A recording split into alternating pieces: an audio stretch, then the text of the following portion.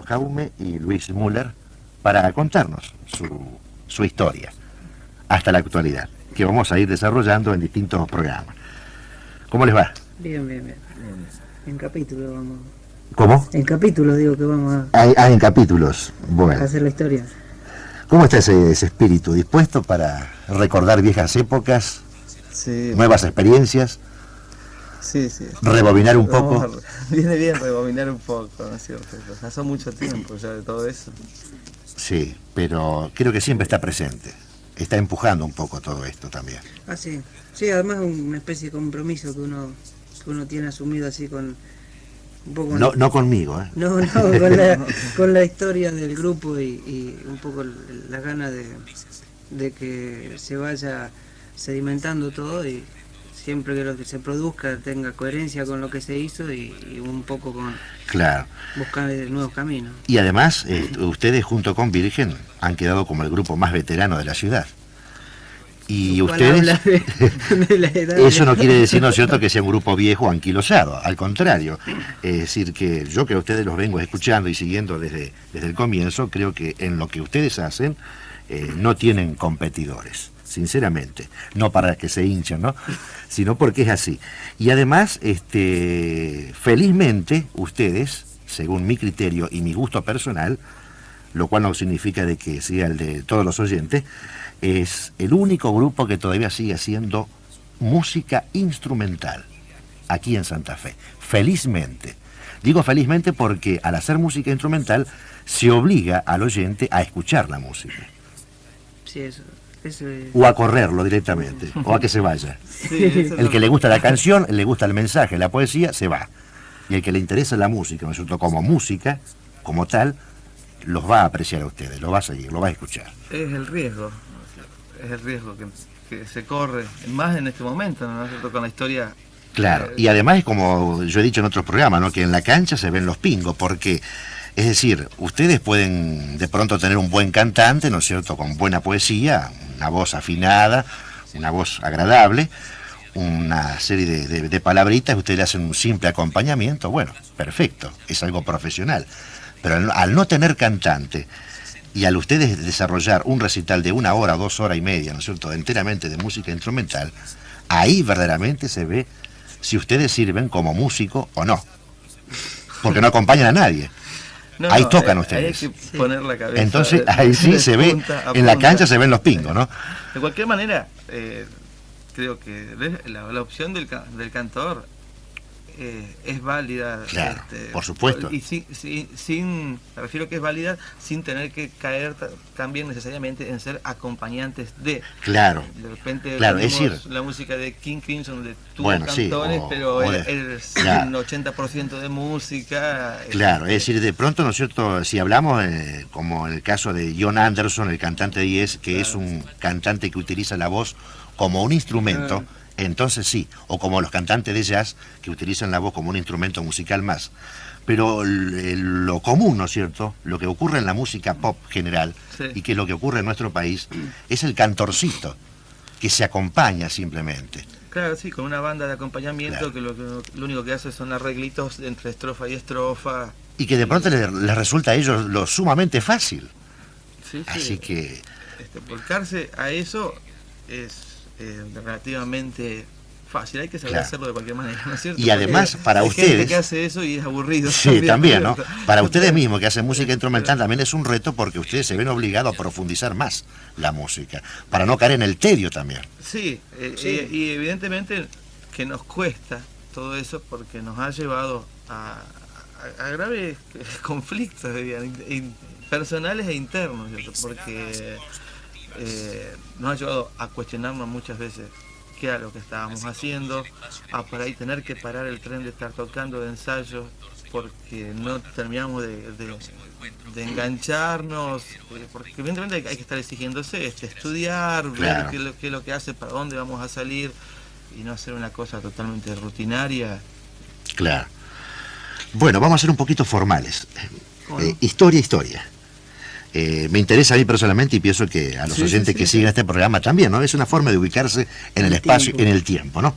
Bueno, Roberto Jaume, vos naciste aquí en Santa Fe. Sí. ¿En qué año? 1954. 1954. Así que en este momento tenés 31 años. 31. Qué viejo que estás, ¿eh? Terriblemente viejo. Profesión Empleado público. saludable y músico a la vez. Saludable. Estoy estudiando. Es decir, que ganás más como empleado público o como músico. Público, así que eso da cuenta de lo Claro. terrible que es ser músico acá. Aquí en la Argentina. Y aquí en Santa Fe especialmente, Más ¿no? todavía, Claro. esto es un pozo. Claro. Ahora, si vos tocaras cumbia, cambiaría la cosa, ¿no es cierto? Sí, totalmente. Es decir, no la cumbia auténticamente colombiana, ¿no? No, la cumbia. Sino el la engendro que se hace aquí en se Argentina. consume acá en Argentina. Claro. Sí. Entonces, ganaría más que un empleado público. Sí, por supuesto. Lo podemos decir cualquier músico de acá de Santa Fe, con el solo hecho de ir a ver a la salida de un baile de estos populares, Ajá. cuando los conjuntos estos están cargando la camioneta, que uno puede ver Sí. qué equipamiento tienen. Ahí nos queremos cortar las venas, porque es la mejor guitarra, el mejor equipo, el mejor Para batería. tan poca cosa, ¿no? Es lamentable. Y Para lo que que sea tan aprovechado en pocas cosas positivas. Es lo que se consume y lo que se vende. Bueno, eso también ocurre en nuestro mismo ambiente muchas veces, ¿no? El ambiente rockero, ¿no? Que de pronto encontramos un músico de rock con conocimiento, con toda una trayectoria, y que cambia equipos todos los años, o trae del extranjero grandes equipos Sí, sofisticados, que vos podías decir, bueno, este podría estar a la altura de la vanguardia. Sí. Y toca con esos equipos, ¿no es cierto?, una especie de, no sé, de arrorró de pronto, ¿no? Una canción mecedora, que anestesia al joven de hoy para que pueda comprar ese disco. Es lamentable también eso, ¿no? Por supuesto que es lamentable. Roberto Jaume, ¿cuándo por primera vez te sentiste atrapado por la música? Bueno, ¿O qué fue lo primero que escuchaste en tu vida que te enloqueció? que me enloqueció. Y que te dijo, bueno, yo quiero ser como eso que estoy escuchando, o quiero tocar eso. Y mirá, así dentro de... Yo empecé estudiando música, piano de conservatorio, ¿no es cierto? Música clásica de chico. Y, Es decir, que vos tenés orígenes académicos.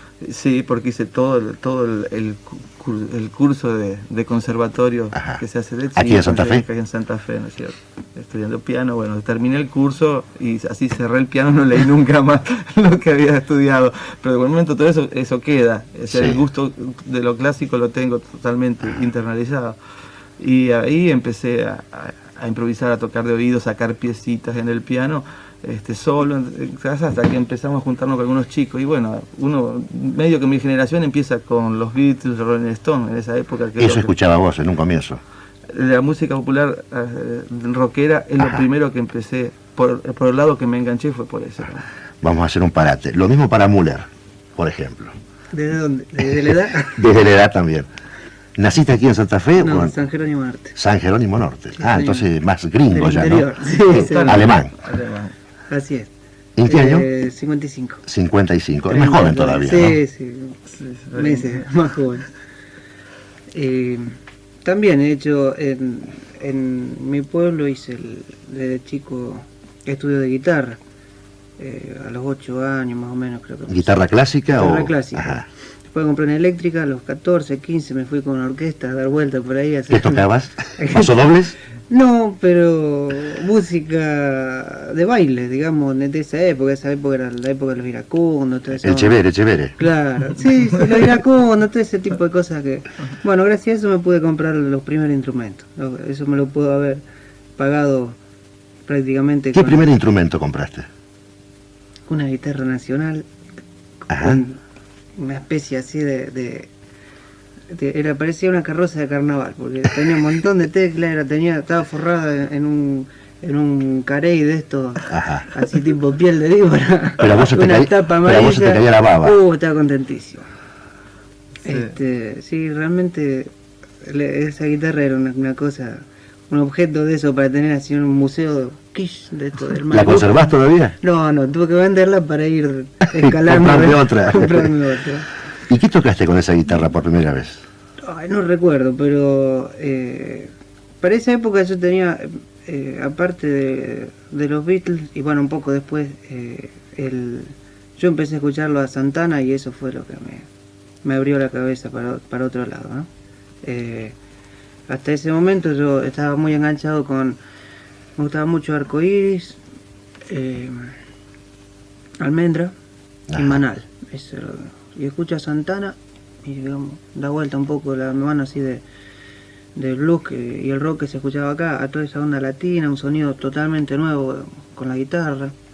Yo creo que a Santana por ahí no se le reconoce mucho Sí, el lamentablemente. el vuelco que produjo Sí. la introducción de su sonido, ¿no? Que después, bueno, lo ha ido a lo mejor comercializando un poco, pero Es un pionero en sí, la década sí, anterior. sí, sí. Yo creo que la apertura que provoca esos primeros discos de Santana son Además, muy importantes. además ha sido un guitarrista que ha tocado con el corazón, no con el Sí, cerebro. sí, exactamente.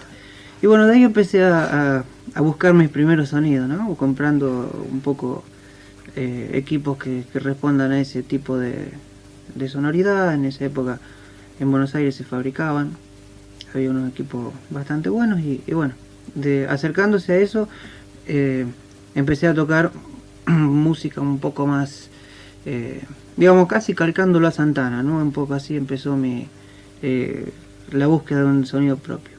Después cuando llego a Santa Fe a estudiar, ¿En qué año llegaste a Santa Fe? a ver, en el 78, 78. creo, sí. No puede No. ser, en el 73. En el 73. Claro, porque en 78 ya estaba Fata Claro. Morgana. Sí, Sí. sí, en el 73. Me vengo a estudiar y... Música, No, me vine a estudiar arquitectura. arquitectura. Y ahí lo La conozco. cosa sigue relacionada de cualquier manera. Claro, Música, algo tiene que ver. arquitectura, Y ahí lo conozco a Rubén Tucci. la búsqueda de espacios. Espacios. Sin sentido peyorativo. No, por favor, si hay alguien que ha dicho que la arquitectura es música congelada o cristalizada, una cosa así, una de esas frases célebres que hay dando. Anotaste, Jaume, para la historia. Al conocerlo a Tucci en la facultad, que Tucci también estudiaba, Ajá. bueno, nos relacionamos así, empezamos a charlar. Un día me escucha, le gusta la forma que tocaba, me dice que tenía un amigo para presentarme y me presenta a Miguel Bertolino. Entonces, El que era cantante de que Virgen. era cantante de Virgen. Miguel en ese momento estaba queriendo hacer un poco su música personal y armando un grupo. Hacemos una zapadita con Miguel, le gusta también la forma que tengo de tocar y me invita. Y en ese momento el grupo se empezaba a conformar con Miguel piano y voz, Rubén Tucci en canto también, Pocho Morel, un trompetista, que ahora está en Buenos Aires, una orquesta famosa, Sí. y yo en guitarra. Y bueno, la idea era ir ampliando. ¿Cómo se llamó ese grupo? Azul se iba a llamar. Azul. Esa ¿Eso era fue en la- qué año? Y en el 74, 75 más o menos, yo no recuerdo en qué momento fue que falleció No, Miguel. antes, en 74 murió Miguel, creo. O a principios del O 75. a principios, en enero o febrero del Sí. 75, entonces ha sido durante el 74. Ajá. Y bueno, eso fue otro tipo de apertura, porque llegar a la casa de Miguel y encontrarse con todos los discos de Yes, de King Crimson, Genesis, que acá nadie los escuchaba y él los tenía todos, y poder acercarse así de golpe a toda esa nueva cosa, produjo un impacto. Es decir, nadie lo escuchaba, pero nosotros lo difundíamos. Sí, ¿no? sí, sí, Acá bueno. en este programa se difundía. Eso es perfecto. Aclaremos, dijo el barco. El tema era tener los discos para poder escucharlos, ¿no? Claro, Que en esa exacto. época no se podían conseguir en disquerías. No eran comunes, pero se difundían. Se difundían, sí, se escuchaba Para nada en la común, radio. es En medio de la barbarie, ¿no? Bueno, y ese impacto, bueno, lo sentí, ¿no es cierto? Claro. Hay un replanteo, todo el tipo de cosas para tocar, y bueno, con la muerte de Miguel viene un periodo muy feo, un poco de no querer seguir en esa búsqueda, hasta que, bueno, se empieza a gestar lo que de última terminaría siendo Fata Morgana, con Claro, la historia que viene ahora. claro. Vamos a parar. Seguimos con Roberto Jaume. Estábamos, después de tus primeros pasos en el conservatorio, cerraste el libro, La tela de araña, Y no toqué más, no leí más. no leíste más música. De No. cualquier manera te sirvió, Sí, como técnica. Sí, me sirvió como técnica y no, y aparte todos los elementos musicales que uno va incorporando, todo eso queda. por un problema de enseñanza, así, que uno no lo puede utilizar inmediatamente. Claro. ¿Y qué hiciste entonces? Y bueno, empecé a tratar de sacar a la canción de moda en el piano, a tratar de... ¿Qué era la canción de moda, si se puede saber en esa época? Y bueno, sin prejuicios. Sin prejuicios. Y sin vergüenza. Y sí, no, pero antes de Yesterday, antes de los Beatles, de eso estaban las cosas de los Iracundos, Claro. algunas cosas de Palito Ortega, el Club del Clan. Ah, bueno. Nicky Jones, Galo Franzen, Johnny Tedesco. Canciones folclóricas. Samba de mi esperanza, ¿Por qué no? la López Pereira. Yunga de Leodán.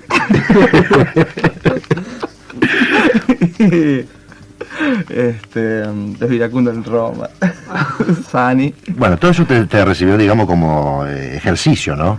Sí, no, todo eso como gimnasia. Es una gimnasia. Precalentamiento. Sadomasoquista. Porque no podía tocar con nadie.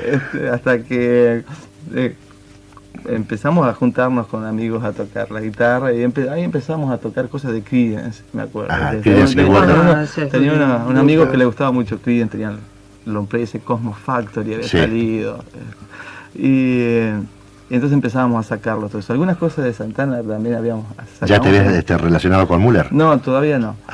Y con Luis me relaciono, pero totalmente accidental fue el hecho. Que yo ya estaba, una vez me llevé el órgano a la casa de un amigo, pintor, y para tocar ahí mientras él pintaba. ¿Qué pintor?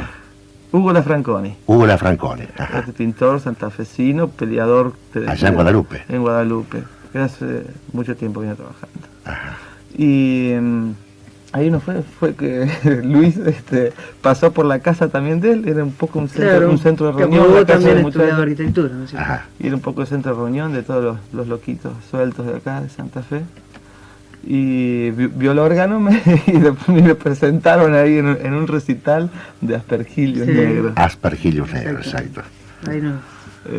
Y ahí me presentaron con Luis y me invitó a que fuera a la casa donde estaban armando algo con unos chicos. Yo no conocía absolutamente a nadie en ese momento. Y bueno, al otro día no, pero a la semana creo que estaba ahí, donde me conocí. Estaba trabajando con Eduardo Gaviola, Jorge Cristian, Muñeca, la esposa de Eduardo, que cantaba también. Estaba Lalo Palacios, un muchacho que también cantaba. Sí, me acuerdo de Lalo Palacios. Y ellos venían trabajando. Sí, eso yo no tengo muy definido cómo era el origen de todo eso, ¿no? Pero también creo que tenían que salir de la relación con Muñeca, que estudiaba arquitectura, y de allí un poco puede haber empezado al menos la relación con Eduardo. Él ya tenía algunos temas preparados y tenía así digamos... Claro, Gaviola venía de Vientre, del grupo Vientre. Claro, una búsqueda acústica de él, y en la medida en que nos vamos acercando nosotros le empezamos a electrificar un poco la cosa, ¿no? Bueno, dejémonos de palabras por el momento y escuchemos música. Justamente de estas reuniones que ustedes hacían en Guadalupe, ¿no? ¿Allá por qué año? Esto fue por el año 77. 77. ¿Y vos me trajiste? Yo traje una grabación que fue, digamos, un recuerdo que nos quisimos dejar del grupo que no fue. Porque ya en ese momento se estaban dispersando todo. Y bueno, dijimos, vamos a grabar un par de temas. Dejémoslos ahí y escuchémoslo.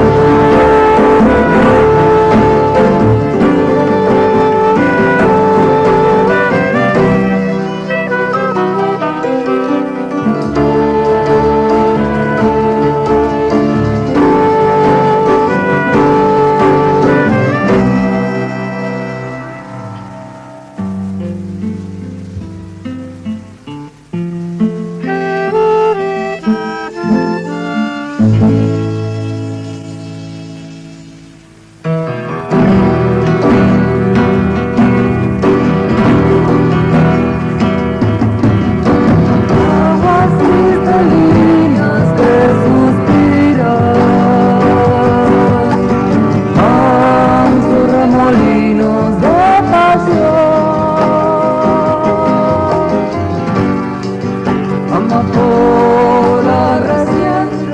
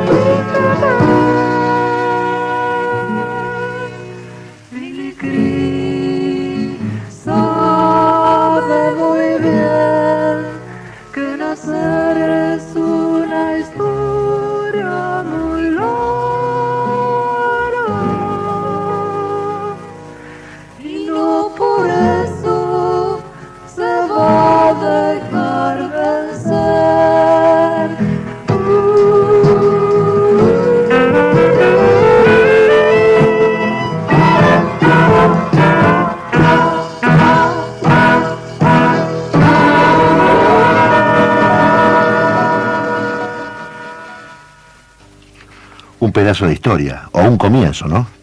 Sí, un comienzo. Un comienzo que tenemos que decir que el mérito de este comienzo fue de Eduardo Gaviola, porque él fue más o menos el que estaba juntando a la gente para poder salir a tocar, y que en este momento vamos a ver si lo tenemos dentro de poco acá en su grupo propio.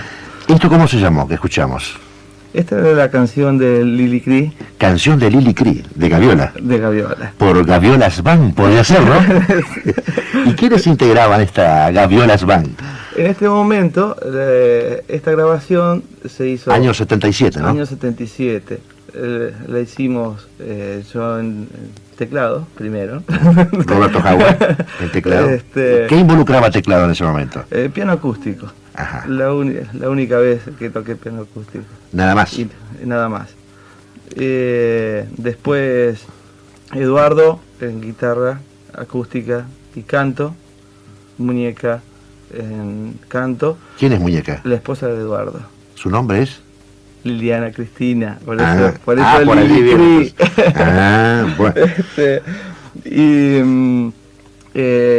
Jorge Cristian en saxo, que era, digamos, los que estaban trabajando en ese momento, y se invitó al Gordo Yusaf para que toque contrabajo y al Topo Gervasoni para que hiciera batería. ¿Y Bernard von Müller no estaba? Se había retirado. Se había retirado en ese momento del grupo. En ese momento. Sí, no, que digamos estaba... En ese momento estaba angustiado un poco por la línea temática que se había encarado y quería hacer algo un poco más eléctrico. Pero siempre volvía. Sí, siempre volvía. ¿Lo atraía algo? Sí, por supuesto. Así, no, entre nosotros seguimos trabajando en casa. Me acuerdo que me había llevado el órgano eléctrico a casa. Él tenía su equipo. Y de ahí va a salir el germen de Fata Morgana. Fata Morgana. ¿Y Fata Morgana debutó? En el 78. En el 78. Año siguiente. En diciembre. El 6 de diciembre de 1978 en el Cine Chaplin. Un sábado a la mañana. Algo inusual. Lo escuchamos ahora.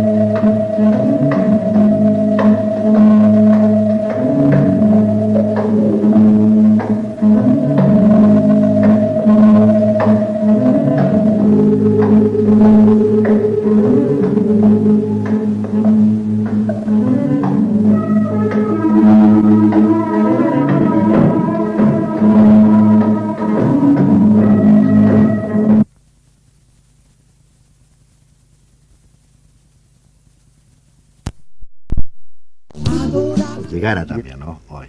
Sí, hoy era necesario. Tenía que venir. Sí, era necesario. Y lo conseguimos. Por supuesto. Jorge Malacheski. No se iba a negar. No, pienso que no. No, es parte de él, no fue. Bueno, Jorge Malacheski, vamos a someterte a un interrogatorio, así como lo hicimos con Roberto y Luis en el programa anterior. ¿Cómo no?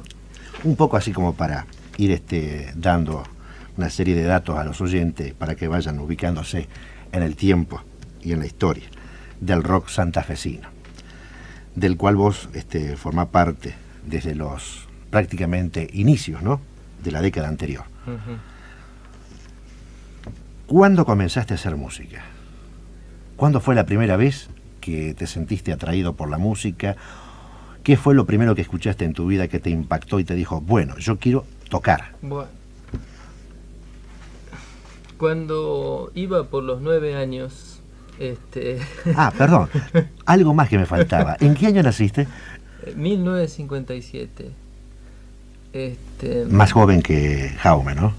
Sí, pero no mucho. No, ¿Aquí en Santa Fe naciste? Es un año, 1 o 2 años más de música que uno debe escuchar. ¿Aquí en Santa Fe? Santa Fe. Bueno, más o menos a los 9 años me hice de un amigo que también en este momento es músico santafesino, Darío Basílico. Y formamos un dúo que ya desde aquellos años, ¿no es cierto?, trabajaba mínimamente con 2 guitarras criollas desafinadas y a veces hasta sin cuerdas, ¿no? Por aquel entonces los Beatles eran fundamentalmente nuestro material didáctico. Y de todo el mundo. Sí, creo que sí. Y posteriormente, ¿no es cierto?,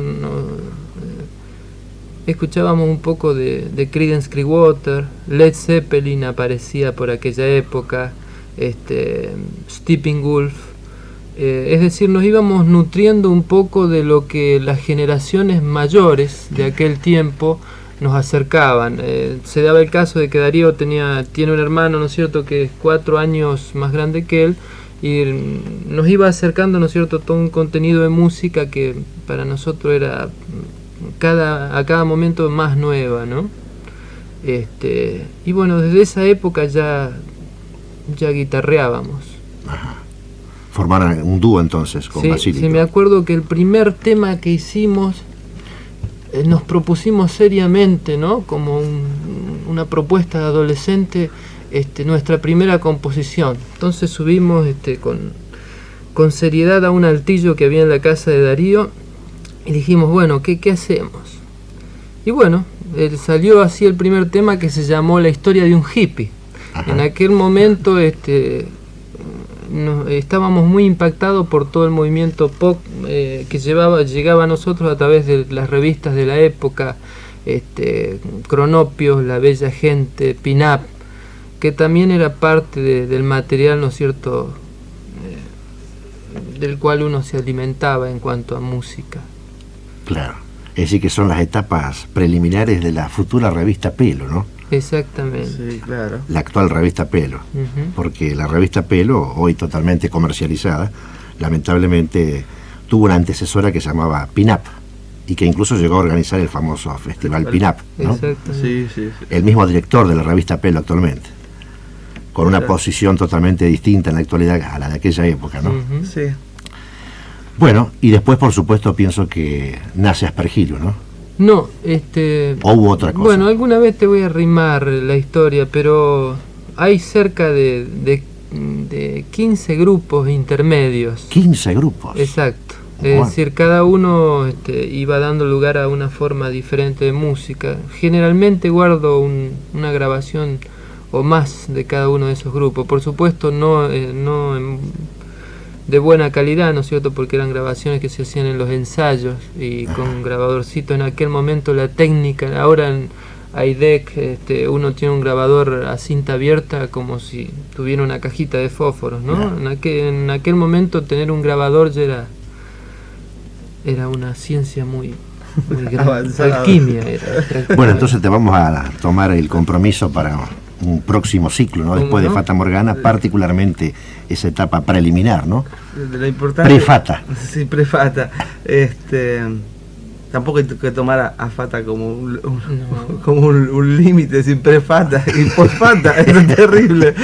Bueno, es una forma de decir y de ubicarnos, ¿no? Lo interesante que dijo Jorge sobre él, que él, por ahí a él se le puede escapar, es que empezó tocando 2 guitarras, dijo. Él tocaba guitarra y de ahí también toda su capacidad compositiva. Y después pasó al bajo. Después pasó al bajo. Con Aspergillus Negro empecé a tocar el bajo. Anteriormente era primer guitarra. hasta que alguien me dijo que era vergonzoso que tocara con 2 dedos. Me quedaba un dedo del medio que no manejaba. Bueno, ¿y cuándo te conectaste con estos fascinerosos de Guadalupe? Bueno, en realidad la historia viene, ¿no es cierto?, de varios grupos paralelos. Un día apareció Roberto, Luis y Gaviola y Jorge Cristian aparecieron por casa a invitarme, ¿no es cierto?, a tocar en un grupo que estaban haciendo en aquel momento, pero yo era parte es decir, mi corazón estaba en Aspergillus. Ajá. Posteriormente se dio un acercamiento con el Topo Gervasoni.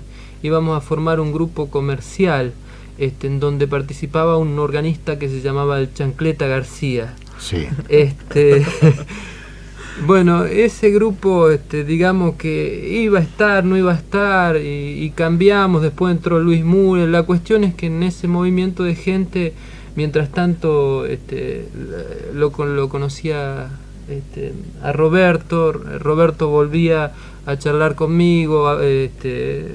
Son esas comunicaciones previas, ¿no es cierto?, claro, que hay cuando nace un grupo. En esta época, ¿vos estudiabas música así a nivel académico o eras un intuitivo? Bueno, 2 años antes yo había hecho 2 años de guitarra por música, de guitarra criolla, pero ocurre que al segundo año me compré una guitarra eléctrica y al tercero me olvidé de todo lo que había estudiado.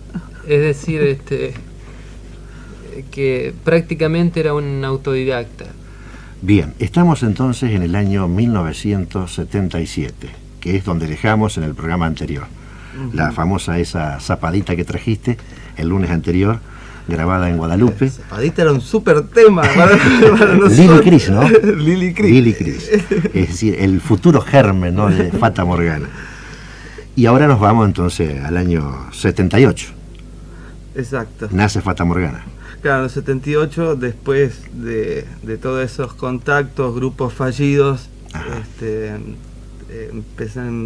terminamos más o menos de completar la gente, lo cual sigue siendo todavía un drama acá en Santa Fe, completar la gente para armar conjuntos, porque claro, no hay cantidad de música. Y a la vez que sean constantes también, ¿no? Sí, sobre todo eso, que quieran jugar por una idea, por un ideal, ¿no? Que no es comercial. Para nada. Que no es comercial, que es una pasión, que es algo que claro, no hace. porque no se puede vivir de esto aquí en Santa Fe, lamentablemente, ¿no? No.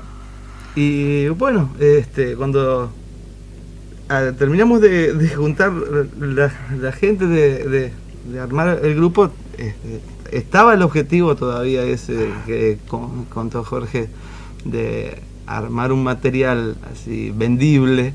Sí. Y llegamos a armar varios temas. Sí. Es decir, la intención era trabajar fundamentalmente con temas de Santana. Ajá. Claro, Latin rock. Claro, dentro de la línea rock que nos gustaba, bueno, vamos a rescatar lo más bailable, lo vendible, tratar de, pero claro, no pudimos. El primer contacto que hicimos, que nos dijeron no, se nos vino todo al piso.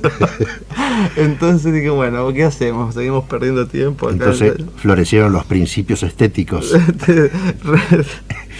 Lo sacamos del baúlcito y empezamos a trabajar un poco de material que queríamos. Este primer Fata Morgana se constituye en el 78.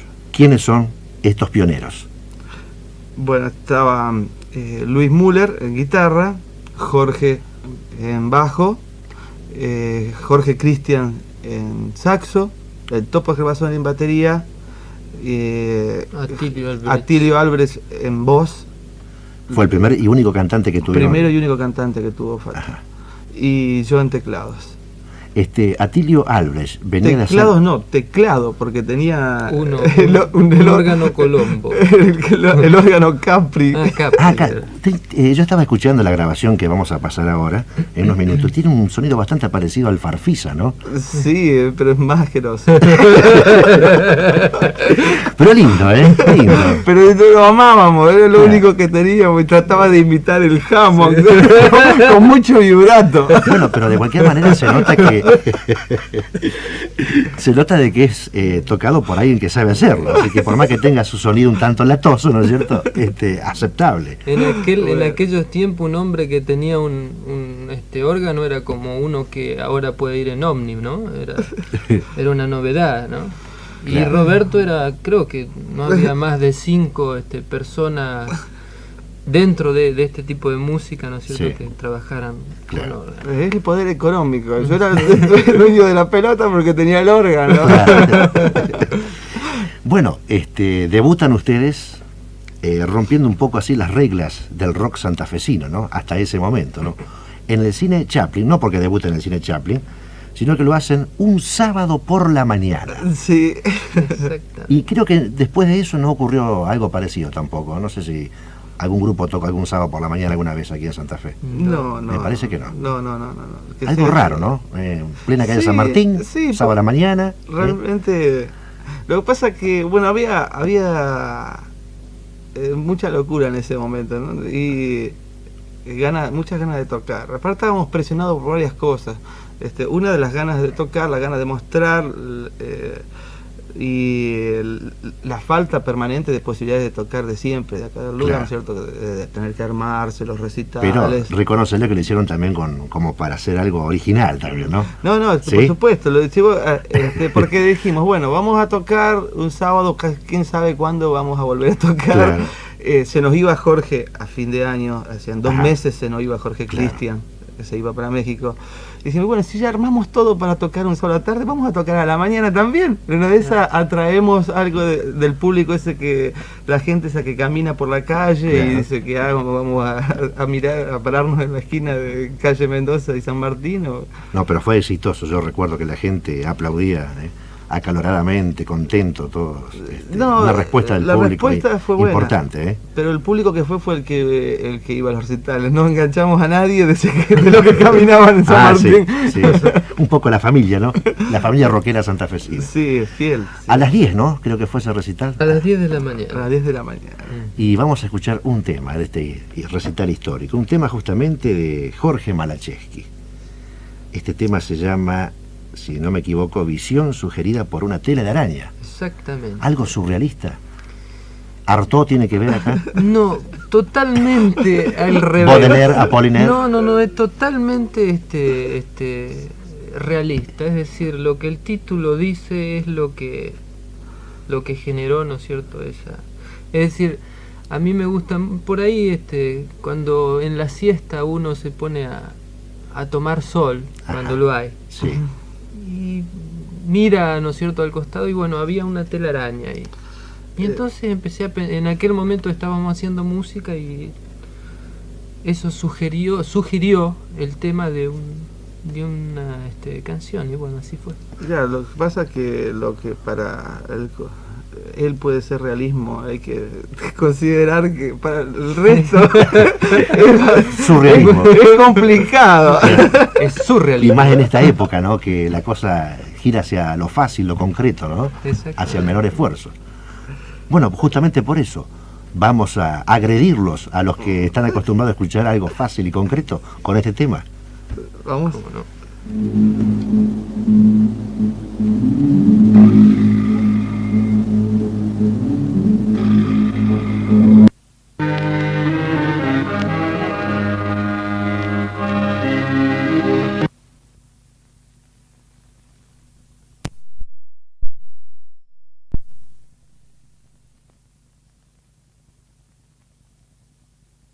En el Cine Arte Chaplin, un sábado por la mañana a las 10. Y además, uno de los primeros y últimos temas también de Fata Morgana que tuvo voz, que tuvo un cantante, ¿no? Porque de aquí en más el grupo se dedicó a hacer música netamente instrumental. Sí. Y lo felicito, vuelvo a repetir, lo felicito. Es un reto, es una forma de obligar a la gente a escuchar música. Es difícil. Con respecto a eso ocurre algo muy particular, ¿no? Es decir, cuando uno no tiene la voz como un elemento importante dentro de la música, evidentemente si quiere hacer algo que tenga validez, que tenga sentido, tiene que entrar a profundizar en cada uno de los instrumentos, ¿no es cierto?, y en la coordinación que existe entre ellos. O sea, yo creo que Fata Morgana tiene una música característica porque precisamente partió de una carencia, ¿no? Ajá. O Claro. sea, si hay una palabra que califica el tipo de música que surgió desde un principio fue el trabajo climático, ¿no? Sí. La búsqueda de solventar todas las carencias instrumentales que teníamos y que seguimos teniendo, ¿no? Claro, y incluso en el tema que vos compusiste en aquella oportunidad y que acabamos de escuchar, hay un interesante bajo, hay tipo fuzz, me hace acordar a Hugh Hopper. Muchísimas gracias. El bajista de los Soft. Bueno. Lindo ese clima, Sí. Ese clima incluso típico de aquella época. Sí, después, Sí, no te quiero agredir con esta comparación, ¿no? Como diciendo de que vos copiaste o escuchaste, ¿no? Sino ellos que me copiaron pienso a mí que después, posteriormente. te copiaron a vos. Porque nosotros no conocíamos nada. No conocía nada. Qué mentira. Pero recreábamos muy bien. Sí. No, y además, sacando creo que el grupo Artemisa, que es anteriores a ustedes, también ustedes fueron el primer grupo aquí en Santa Fe que hizo jazz rock. Ujú. Es decir, la fusión del jazz con el rock.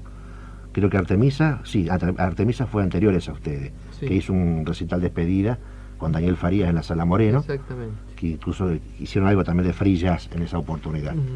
Que lamento no tener material, ¿no?, de ese recital. Y creo que nadie lo tiene aquí en Santa Fe. No, peligro. Así que me gustaría que una vez, si alguien por allí Que lo pudo acerque. piratear algo, que se acerque al programa. Bueno, vamos a escuchar otro tema ahora. Creo que es del maestro Jaume este tema, ¿no? Con el cual abrieron ustedes el recital. Introducción, no al recital, sino a un problema. Introducción a la problemática. Bueno, ese... ¿Hay alguna tesis? ¿Hay alguna tesis con respecto a esto? Bueno. ¿Puede explicarlo, maestro Jaume? Bueno, en realidad, la cuestión de los nombres de los temas era dramática. Sí. Era- Patafísicos también, ¿no? Sí. Y todo tiene que ver con nuestra problemática adolescente socioeconómica en aquel momento. Sí, era Porque- bravo también, ¿no? Porque... Años 78, no olvidemos. Sí, éramos jovencitos, dependientes, y el nombre lo va a decir todo, porque el nombre para el público en ese momento fue Introducción a la Problemática, pero en realidad Jorge Cristian lo había completado bien el nombre. El nombre completo era Introducción a la Problemática de un joven contemporáneo sin una guía Crimson en la mano. En aquel momento había salido el long play que se llamaba la guía Crimson. Claro, pero por problemas de royalty, de Sadaic, no pudo ser incluido, ¿no es cierto?, ese nombre tan extenso y lo acortaron. Exactamente. Pero ese era nuestro problema, no tener la guía Crimson cerca. Bueno, ¿qué te parece si nos introducís a la problemática ahora? Pero como no. Con la historia de Fata Morgana. Y pendiente lo que habíamos dicho en el programa anterior. Fata Morgana, el origen de su nombre. ¿Tiene algo que ver con el hada? Y sí, la idea sale de ahí, pero Mentira. en realidad, no, la idea del no, el nombre Han venido en muy sí divertidos, sale- parece, El hoy. nombre en sí sale de ahí, pero en realidad tenemos que reconocer que lo encontramos en el diario, en esto que me dice, divúlguelo, y Sí. nos gustó la historia que contaba, y bueno, ahí quedó. Porque había una especie de puja, una interna había para resolver el tema del nombre. Entonces se venían presentando con... Cada uno traía el nombre y el afiche correspondiente para Ah, el nombre y el afiche claro, para correspondiente. ganar un poco. Y nos ganaba Cristian en eso porque la mujer era pintora, entonces... Es decir, que cada uno traía su especie Sí, de logotipo, ¿no? ¿no? Todo Sí, completo. era terrible. Los nombres en cuestión eran los siguientes. Cristian pujaba por Anacondo. Anaconda, No, Anaconda, sí. Müller pujaba por Azul. Azul. Yo pujaba por Babel. Y Roberto habrá tenido alguno que otro. El Dorado. El Dorado. El ahí Dorado. está. Dorado. Bueno. Eso eran todos. ¿Algo que ver con la pesca entonces? No, todos el dorado, todos juntos, como la ciudad perdida. Claro, esas pujas duraron 3 meses hasta que un día resultó que Estábamos los por 5 tocar. justo llegamos con el mismo nombre, sacado del mismo lugar, y era la primera vez que nos poníamos de acuerdo, así que le mandamos y no lo pensamos más. Bueno, ¿y qué te parece si volvemos a escuchar música, no? Ya que tenemos los minutos contados prácticamente hoy. Habíamos pasado en el programa anterior, ¿no es cierto?, el debut de ustedes aquí en Santa Fe, en el Cine Arte Chaplin, un sábado del mes de diciembre del año 78. Y a los pocos días, ustedes también debutaron, así a nivel masivo, ya que eso fue un poco para los conocidos, ¿no es cierto?, la familia, Sí, para la familia. los amigos, en el famoso primer festival de música contemporánea que se hizo aquí en Santa Fe y llevado a cabo en el anfiteatro, del cual tenemos todos nosotros, y me incluyo yo, una famosa historia previa, ¿no?, que refleja también, ¿no es cierto?, lo que ocurría en aquella época. En aquella época, sí, en el medio en el cual nos desenvolvíamos, ¿no? Claro, es decir, la semana previa nosotros nos reunimos en un famoso café de aquí muy cerca de LT9, teníamos el auspicio de la Dirección de Cultura, incluso el subsecretario de Cultura de aquella época era el que nos permitía, ¿no es cierto?, organizar el festival, nos daba el apoyo. Bueno, estábamos todos reunidos allí, ¿no es cierto? Vos, estaba Jaume en ese momento. Seguimos reunidos toda la noche. Yo incluso tenía a una de mis hijas también ahí, en el bar ese. Sí. Teníamos, ¿no es cierto?, conectores, fichas de guitarra, papeles, ¿no es cierto?, donde hacíamos la publicidad, ¿no es cierto? Bueno, llega, ¿no es cierto?, a los minutos, un celular azul y nos suben a todos por guerrilleros. Cerca de 30. Éramos subversivos. Y éramos más de dos, por eso. Y estuvimos hasta las 2 de la mañana. Sí, más. En una seccional aquí, también muy cerca del ET9. Todo porque a alguien se le ocurrió en esa época, ¿no es cierto?, que era común eso, que porque estábamos todos sentados en un café, ¿no es cierto?, teníamos papel, habrán pensado que era propaganda subversiva, eran los afiches del festival, ¿no? Sí, aparte de los papeles tenían claro, y muchos pelos. Claro, muchos pelos, muchas barbas. Claro, todo. de lo cual a mí no me pueden decir nada. Bueno, pero en aquella época se tenía que ir al techo, pero no el contrapiso, ¿no? Y quizás habrán pensado de que las guitarras, ¿no es cierto?, en fin, serían ametralladoras, no sé. Claro, como en la época de los intocables. Adentro Claro. del estuche teníamos las ametralladoras. Bueno, la cuestión que fuimos todos a esa seccional, yo incluido con mi hija y no sé si alguien más también Con las señoras esposas. con las señoras esposas. Nos trataron bien, pero pasamos un mal rato hasta que tuvimos que, ¿no es cierto?, exigir la presencia del subsecretario de Cultura, ¿no es cierto?, de la municipalidad, que fue el que fue a sacarnos en esa oportunidad. Así que ese fue el bautismo de fuego del primer festival de música contemporánea aquí en Santa Fe, Fata Morgana también incluido, yo también. Y bueno, ¿qué te parece si volvemos a ese día de diciembre, ¿no es cierto?, en el anfiteatro? Nosotros estamos muy contentos de que se haya hecho este encuentro. Por empezar, porque hay muy poco movimiento, o había muy poco movimiento últimamente en Santa Fe en cuanto a música de rock, progresivo o acústica. Y creemos que ahora se vienen dando un montón de cosas y justo este encuentro nos une a todos en una intención que es común. Por un lado, tenemos una oportunidad de tocar en algún lado y organizado de esta forma, lo cual si fuera individualmente nos costaría mucho. Compañero Jorge Maracheski en bajo,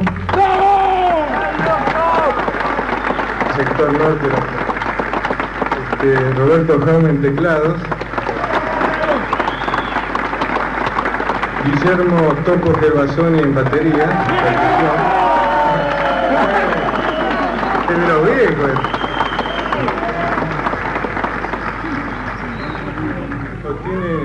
Y Luis Müller, guitarra eléctrica.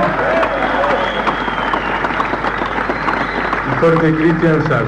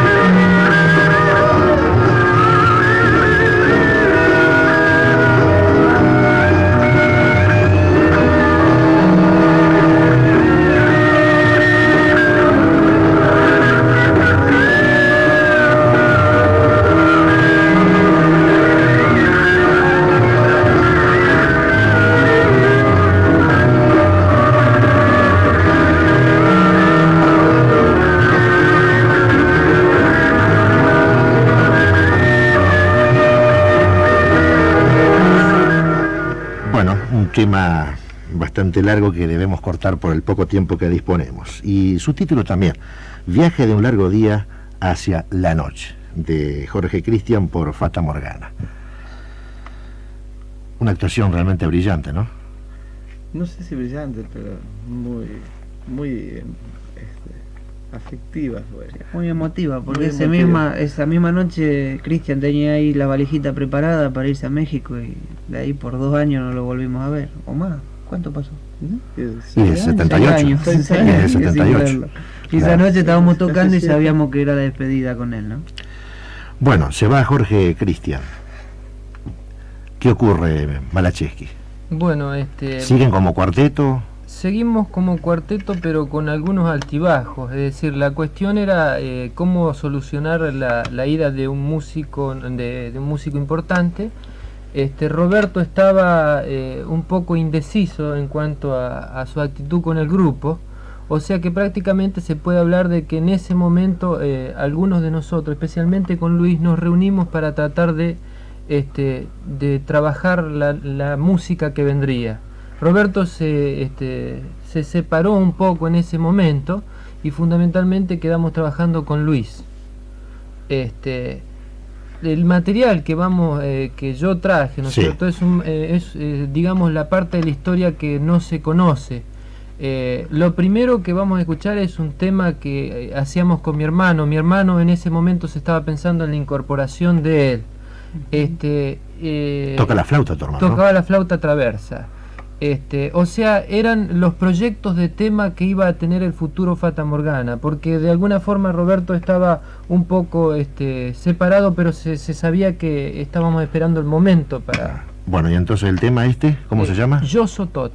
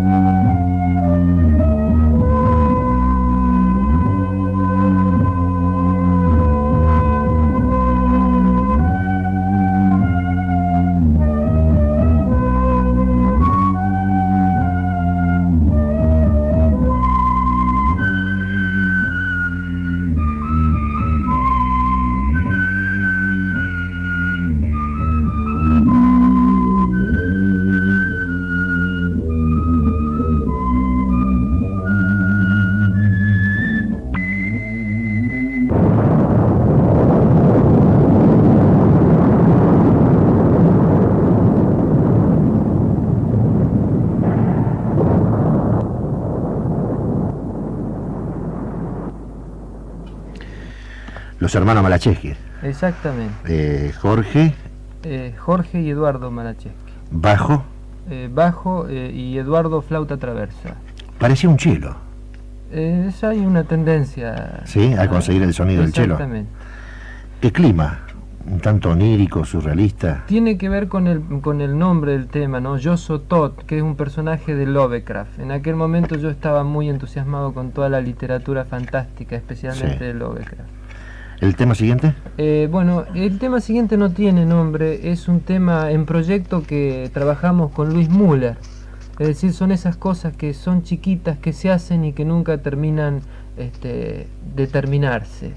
O sea, quedó en ser un proyecto, ¿no? Bueno, escuchamos.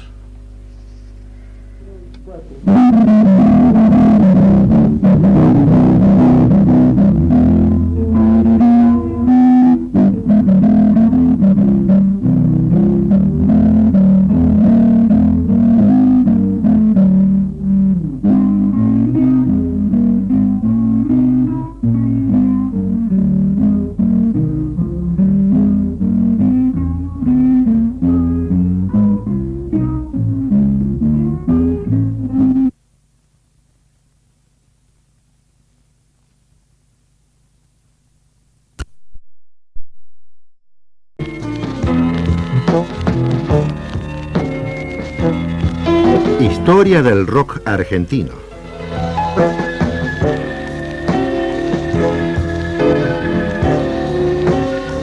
Bueno, como lo venimos haciendo desde hace varios encuentros, vamos a continuar con la historia de Fata Morgana. Nuevamente esta noche, con la presencia de Roberto Jaume y Malacheski, para retomar lo que habíamos dejado en el programa anterior. Estábamos en el año 1980, pero antes de que continúen ustedes, me gustaría que habláramos un poco de alguien que nos olvidamos en realidad, que ahora está en México, Jorge Cristian. Sí. Él no está acá para contar su verso, su historia, ¿no es cierto? Entonces ustedes lo conocieron mejor que yo. ¿Cristian era de aquí de Santa Fe? ¿Había nacido en Santa Fe o de otra localidad era? Sí, era de Santa Fe. Antes de tocar con Fata Morgana, ¿él había hecho música? Sí, él venía trabajando fundamentalmente con gente de jazz. Sí, yo tengo un cassette, si mal no recuerdo, que él me dejó como así, una atención, ¿no? Creo que fue simultáneo a ustedes, o un poquito antes, con un cuarteto de jazz de Santa Fe. Él en realidad era un músico, es músico bastante integral, ¿no? Sí. Ya cuando nos encontramos con el antecedente de Fata, Claro. cuando estábamos intentando armar grupo con Eduardo Gaviola y otra gente, que estaba Jorge ahí. La Gaviolas Band. La Gaviolas Band. Parte de la gente que componía ese grupo venía de un grupo vocal.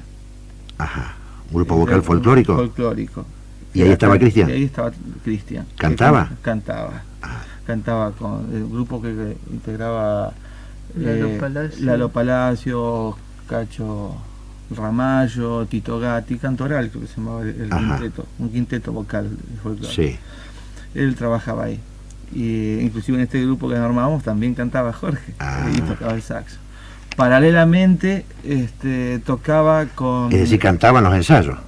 No, había un tema que estaba preparado para que cante. Pero nunca cantó. No se hizo nunca, no se hizo claro. nunca. Bueno, Pero no conocía esa faceta de cantar. Sí. Era los momentos que no tartamudeaba. Claro, se jugaba. Un poco como el señor Arato Catrián, ¿no? Cuando vino acá, me acuerdo, al Chaplin, no se le entendía nada de lo que hablaba, ¿no? No porque fuera extranjero, sino que hablaba perfectamente el castellano, pero tenía ese problema. Y ahora pasa que a la vuelta de Estados Unidos, el idioma, el training de ejecutar el saxo a gran velocidad, lo ha hecho un plástico del lenguaje, ¿no? Así que, ¿y entonces? Bueno, y paralelamente, ya te digo, con este trabajo, él venía tocando jazz con los de siempre, acá, Sí. de siempre, Armando Grassini, El Gordo Luciano, Gordo Luciano en bajo, el Turco de en batería. Tengo una grabación de ese. Que hacían cosas muy lindas, muy interesantes. Sí. Y por lo menos un trabajo honesto y de mucho...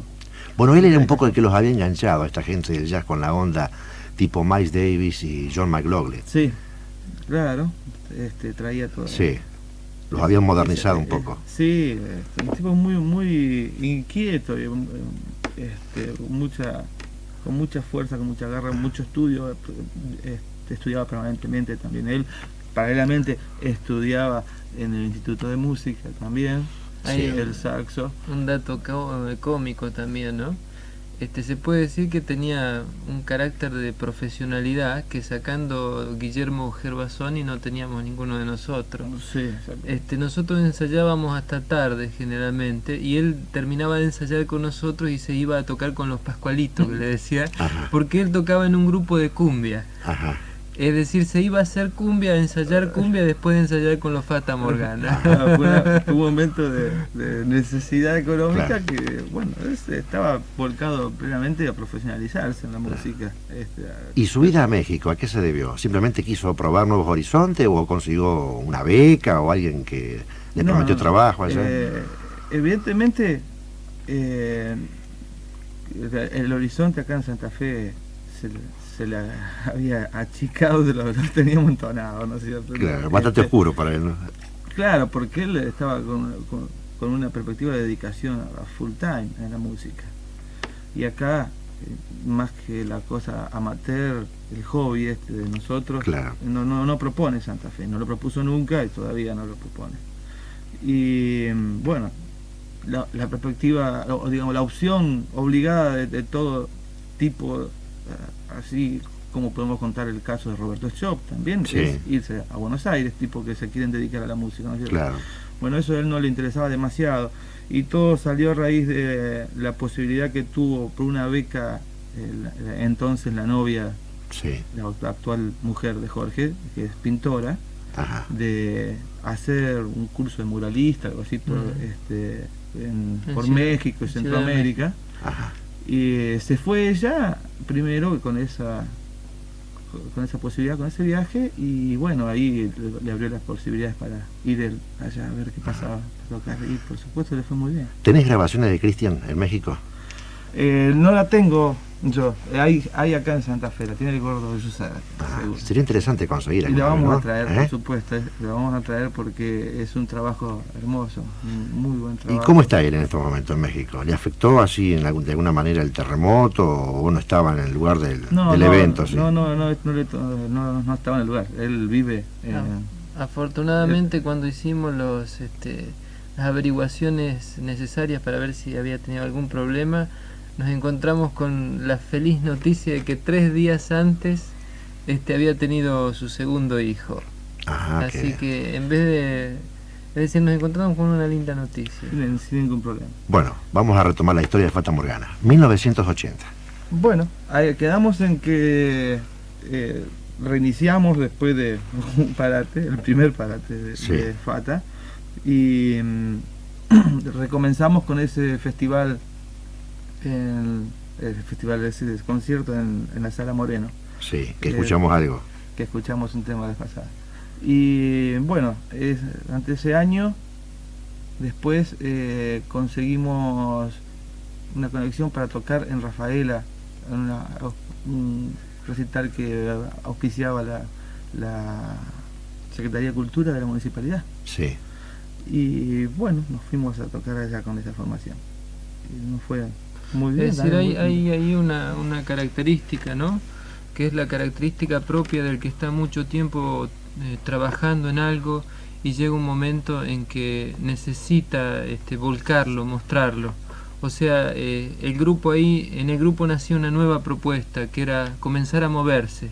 Hasta entonces habíamos tenido periodos de un año entero de ensayo, de perfeccionamiento, y acá se empieza a volcar todo ese trabajo, ¿no es cierto? Es decir, empezamos a viajar, a buscar inclusive la actuación. Claro. Antes a lo mejor no estábamos tan preocupados por la muestra, sino por elaborar algo que sea característico, ¿no? Claro. Aparte se dependía de los conciertos en la ciudad que uno hacía cada tanto, se obligaba a renovar todo el material que se presentaba, entonces eso también obligaba a grandes espacios entre concierto y concierto, porque acá hay una característica en la ciudad que es bastante molesta, incómoda, digamos, ¿no? Es bastante duro por ahí salir y tocar 2 veces seguida con el mismo material, parece que la gente no lo acepta, ¿no? Sí, exige algo nuevo. Sí, Renovación. Pero también creo que las cosas dan para seguir tocándola un tiempo más. Claro. ¿Qué vamos a escuchar esta noche? Entonces, con la misma formación de esa época, O sea Jaume, Malacheski, Gervasoni, Müller de los viejos y Bruscini en flauta. Ajá. Tengo un par de fracciones de temas ahí. ¿Dónde están registrados? Estos están registrados en el Teatro Municipal. ¿Qué recital de? Es un recital después de Rafaela. Tocamos ¿En el mismo 80? En el mismo año, sí. Rafaela fue más o menos en agosto, y más o menos para octubre conseguimos la posibilidad de tocar en el Teatro Municipal por primera vez. Ajá. ¿Solos actuaron ustedes en esa oportunidad? Solos hicimos nuestro recital. ¿Qué tema vamos a escuchar? Bueno, vamos a empezar con un tema que ya lo habíamos hecho antes, con la formación anterior, de Jorge Malacheski, Mutaciones Densas. Bueno, vamos a ver en qué nos transformamos.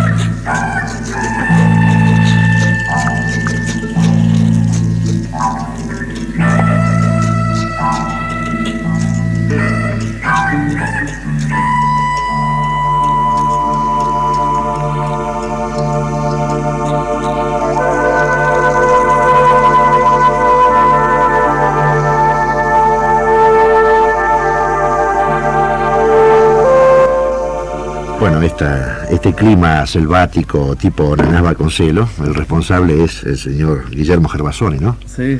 Que en esa época andaba copado con el berimbau, ¿no? Sí, estábamos todos Sí. Y era una novedad para aquí Santa Fe, ¿no? Sí. Este instrumento de una sola nota. Interesante. Sí. En realidad no es una sola nota. Bueno, el que habla es el recién llegado, ¿no? Guillermo... no, Luis, Müller, perdón. Müller. Luis Müller. No hace una sola nota, hace dos. Porque es una sola cuerda que se estira y Ajá, hace un tono y un semitono. Así. claro. Perfecto. Pero no es mucha la variedad. No, está ese primitivismo, ¿no? Afroamericano. No, era toda una época que estábamos muy metidos en la búsqueda sonora, muy en plástica, ¿no? Y esta búsqueda, para tener una idea de lo que va a ocurrir el próximo lunes, ¿qué viene después de esto?